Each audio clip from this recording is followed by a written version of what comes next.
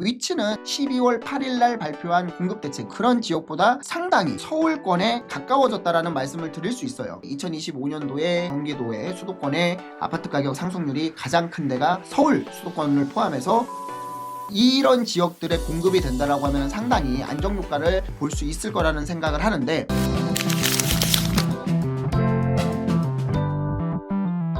안녕하세요, 반갑습니다. 여러분들과 함께 부동산 투자의 시작을 설계하는 채널 이충민의 부말리입니다. 오늘은 정부에서 97 공급대책 이후에 계속해서 후속대책을 발표를 하고 있습니다. 작년에 97 공급대책에 135만 호를 5년 동안 공급하겠다라는 큰 틀을 잡았다면 11월 26일 날 1126 대책이 나왔고요. 후속대책으로. 그 다음에 12월 8일 날 또 후속대책이 나왔습니다. 29,000호 판교급 26년도 올해 분양을 하겠다라고 발표를 했고, 그 지역이 약간 아쉬웠던 게 대부분 이제 3기 신도시라든가 아니면은 비인기 지역이었다라고 말씀드렸는데, 이어서 12월 31일 날 또 후속대책이 나왔는데, 이번에는 과연 어떤 지역에 13만 3천호를 공급할지, 어떤 방식으로 공급을 할지 한번 살펴보겠습니다. 국토교통부에서 발표한 보도자료입니다. 수도권의 7곳 공공주택 지구를 계획 승인하거나 지구 지정을 하겠다. 실질적으로 이제 주택시장 안정을 위한 주택 공급 확대 방안이에요. 총 13만 호를 공급 계획을 본격화하고, 여기에서는 공공임대를 4만 호, 수도권 주거 안정에 촉진할 것으로 기대를 한다. 그리고 GTX 신호선 등 역세권 개발 및 녹지공원 자족용지 공급 등의 자족성을 강화한다라고 발표를 했습니다. 보도자료에 이렇게 나와 있는데, 그러니까 우리가 지금 9월 7일 날 공급 대책이 나오고 나서 11월 26일 날 대책이 나왔고, 그 다음에 12월 8일 날 대책이 나왔는데, 이게 사실은 디테일한 이런 공급 대책은 아니었다라고 볼 수 있어요. 특히 이제 12월 8일 날 나온 공급 대책은 29,000호를 공공주택으로 공급한다라고 했는데, 실질적으로 정작 필요한 지역에는 서울 같은 경우에는 1,300가구 정도밖에 공급을 안 하는 계획이었기 때문에 굉장히 좀 더딘감이 있었고 실망감이 시장에서는 있었다라는 말씀을 드릴 수 있지만, 이번에는 GTX 신호선이라든가 아니면 역세권 개발, 그 다음에 공원, 자족용지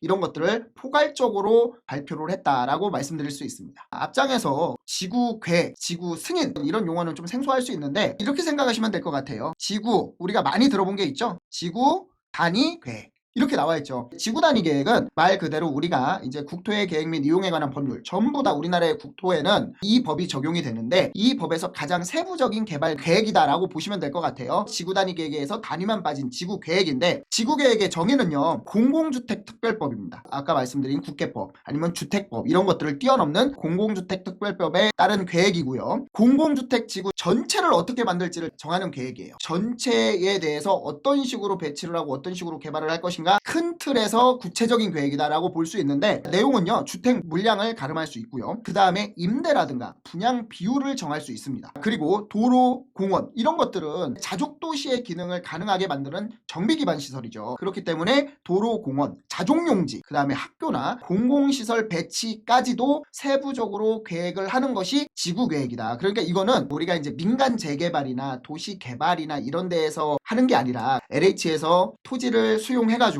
그 다음에 민간 건설사한테 분양을 할 때 하는 그런 도시개발 사업이나 택지개발 촉진법이나 이런 법에 적용이 되는 게 아니라 공공주택특별법, 그러니까 공공주택을 공급할 때 적용되는 게 이제 지구계획이다 라고 말씀을 드릴 수 있습니다. 그러면 구체적으로 7곳이 13만 호 어디에 공급될지, 어떻게 공급될지 한번 살펴보겠습니다. 위치는 제가 봤을 때 12월 8일 날 발표한 공급대책 그런 지역보다 상당히 위치적으로는 서울권에 가까워졌다라는 말씀을 드릴 수 있어요. 그래서 저는 이번에는 조금 공급계획에 많이 신경을 쓰지 않았나라는 생각을 하고 있습니다. 그래서 지금 지구계획 최초 승인이 있고 지구 지정이 있습니다. 이건 좀 구분을 하고, 의왕, 군포, 안산 같은 경우 공급이 되고요. 그 다음에 화성, 봉담, 그 다음에 인천, 9월, 과천, 가련, 그 다음에 시흥, 정왕, 구리, 토평, 그 다음에 오산, 세교 이렇게 7군데 해가지고 총 세대수는 13만 3,015호예요. 그러니까 이 정도만 공급이 된다라고 하면은 그래도 굉장히 지금 수도권으로 퍼지는 이런 집값 상승을 어느 정도는 시장에 안정을 줄 수 있다라는 생각을 하고 있습니다. 그러면 승인과 지정의 차이는 뭐냐? 7군데 중에 계획 승인이 5군데, 그 다음에 지정이 2군데였는데, 지구계획 최초 승인은요 바로 계획이 확정되는 단계예요. 계획만 확정될 뿐이지 신도시를 지정하더라도 계획을 먼저 확정하잖아요. 그 다음에 구역 지정을 하는데 실질적으로 착공이나 입주까지는 굉장히 오랜 시간이 걸리겠죠. 왜냐면 보상 문제라든가 동의 문제라든가 이런 것들이 있기 때문에. 그러면 지정은 뭐냐? 시작 단계입니다. 향후 행정 절차는 많이 남아있다. 보면은 승인하고 계획하고 계획 승인하고 그다음에 지정하고 나와 있는데 이 부분에 대해서 이제 구체적으로 좀 설명을 드리면요. 41,518호 주택 공급을 합니다. 어디에? 의왕, 군포, 안산에. 여기 같은 경우에는 지구계획 최초 승인 지역이고요. 그리고 또 이제 계획 승인이라고 제가 말씀드렸잖아요. 여기는 이제 녹지 공간이라든가 아니면은 이런 자족도시 기능이라든가 이런 것도 판단을 하는데 여의도 공원의 7배 규모로 녹지 공간 조성 계획이 잡혀 있고 대규모의 일자리 공간도 66만 제곱미터나 조성이 될 것이다. GTX 신호선과 1호선 의왕역 인접해 있죠. 강남하고의 접근성이 우수한 지역이라고 볼 수 있죠. 그래서 의왕 같은 경우에는 항상 수도권 부동산 가격이 상승하게 되면 항상 이슈가 되는 지역이다 라는 말씀을 드릴 수 있기 때문에 의왕 같은 경우는 이렇게 공급이 가시화된다라고 하면은 상당히 공급 효과를 볼 수 있을 거라고 생각이 됩니다. 그리고 과천 가련 작년 2025년도에 경기도의 수도권의 아파트 가격 상승률이 가장 큰 데가 서울 수도권을 포함해서 과천입니다. 바로 과천이에요. 이런 지역들의 공급이 된다라고 하면 상당히 안정 효과를 볼 수 있을 거라는 생각을 하는데 여기 같은 경우에도 지구계획 최초 승인을 하는 지역이고요. 13만 제곱미터 면적에 965를 공급을 합니다. 인덕원역에 위치해 있기 때문에 여기도 완전 과천에 인접해 있고 그 다음에 여기는 서울과의 접근성이 굉장히 뛰어난 지역이고요. GTX 신호선 인덕원과 동탄선, 월곶, 판교선 3개 노선이 추가로 개통이 예정되어 있기 때문에 교통, 입지 상당히 우수한 지역이라고 볼 수 있습니다. 그리고 주요 간선도로가 주변에 인접해 있어서 주변에 있는 경기도 수도권이라든가 아니면은 서울 진입이 굉장히 우수한 지역이다라는 말씀을 드릴 수 있어요. 그리고 마지막으로 시흥 정왕동이죠. 정왕동의 지구계획 승인 지역인데 10만 제곱미터 면적에 1271호를 공급을 합니다. 수도권 주요 지점에서의 교통 접근성이 좀 우수한 지역이라고 볼 수 있습니다. 간선도로도 인접해 있는 건 당연한 건데 실질적으로 그래서 시흥 정왕도 다른 지역에서는 조금 위치가 떨어질 수 있지만 그래도 이대로 공급이 된다라고 하면은 주거 공급 안정에는 효과가 있을 것으로 기대를 하는 지역이다라는 말씀을 드릴 수 있어요.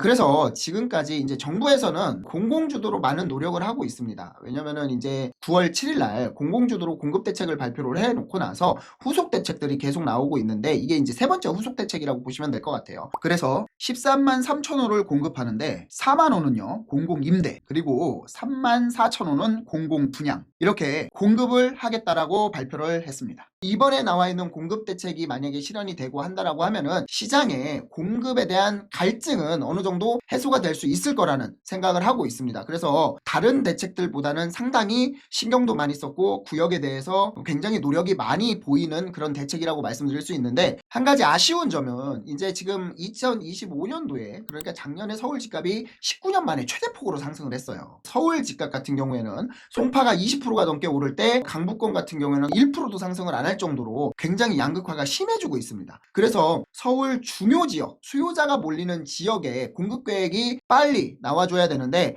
아직 그게 이제 더디게 움직이고 있다라는 점 이번에도 서울 도심권의 유유부지 활용이라든가 아니면 공공청사 활용에 대한 공급 대책이 빠졌다라는 점이 약간 아쉬움을 말씀드릴 수 있습니다. 지금까지 12월 31일 날 97 공급 대책 후속 대책에 대해서 설명을 드렸습니다. 이런 공급 대책을 보고 나서 구독자 여러분들과 시청자 여러분들의 생각은 어떠신지 굉장히 궁금합니다. 많은 댓글 남겨주시면 감사하겠습니다. 자, 오늘은 이것으로 마무리하겠습니다. 감사합니다.